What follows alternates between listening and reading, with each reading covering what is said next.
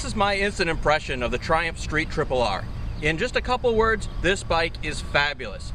It's light, it's nimble, it's agile.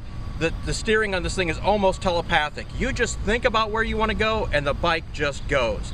It has 105 horsepower, which really for riding on the street is more than enough. And only 420 pounds, it's obviously a very light motorcycle. So with a power to weight ratio of 4:1, you're going to have a lot of fun on this bike. Now the Street Triple R is one step up above the base model Street Triple, and there's just a few changes in here that separate the two.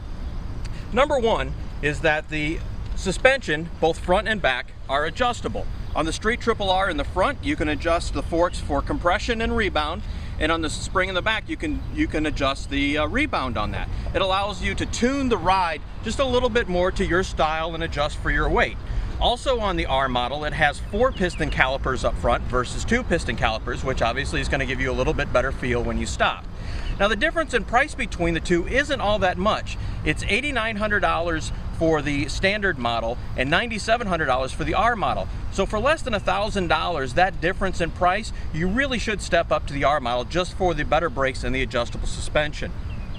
Overall, this bike is really a lot of fun to ride. It doesn't matter whether you're cruising along on some 2-lane roads at 40 to 60 miles an hour, where this bike is really in its element, especially if it gets a little bit twisty.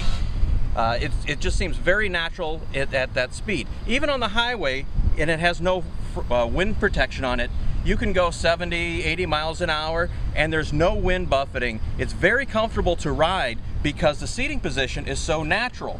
Just a little bit of weight on your wrist to lean you forward to push you into the wind, and when your feet are up on the pegs, it's a very natural position just to sit in, and you can do several hundred miles on this bike in a day with no problems. There are a couple little things that are niggling at us just a little bit we could fix with just a few aftermarket parts. Number one, because this bike is a 675cc triple, it has a little bit of a vibration to it, and it comes through in the handlebars and in the foot pegs.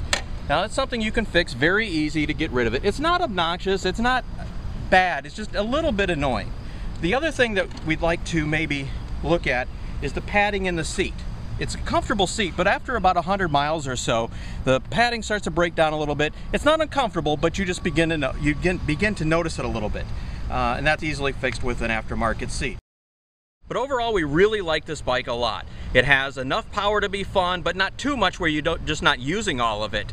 It's great for a commuter bike, and we really think you should go out and test ride one of these things if you can. I think you'll really be surprised how good this bike is.